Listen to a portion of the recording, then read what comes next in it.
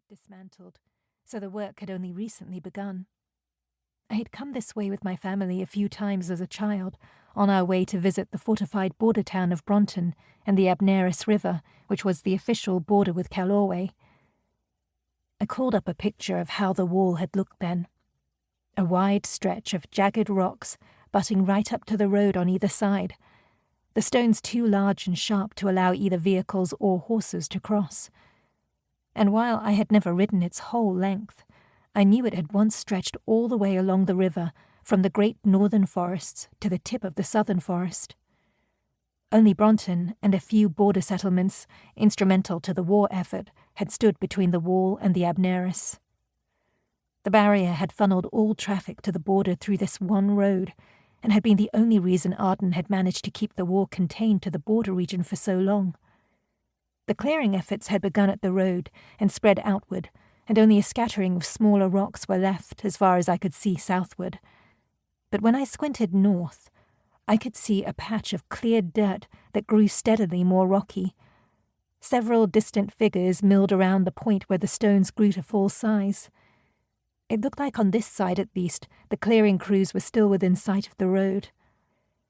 The 6 people had stopped whatever work they had previously been engaged in and were milling together in what looked like confusion.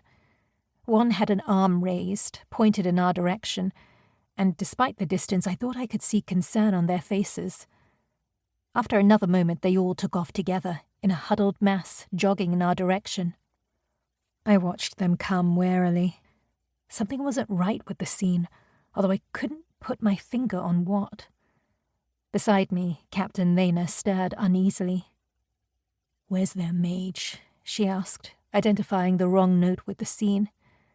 The wall had never been merely a collection of sharp rocks. Such a barrier couldn't have hoped to keep back the might of the Kallorwegian war mages. It had been created not with the labour of commonborns, but with the effort of 100 creator mages.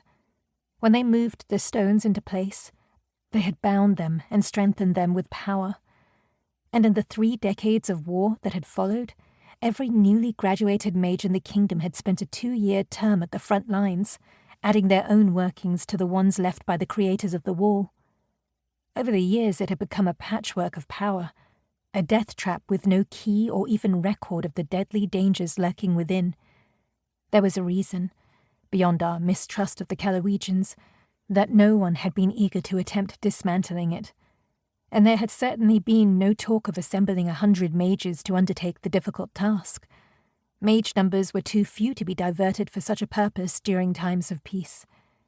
But the work had been going on for many months now, a slow and steady process undertaken by teams of commonborns working with a mage.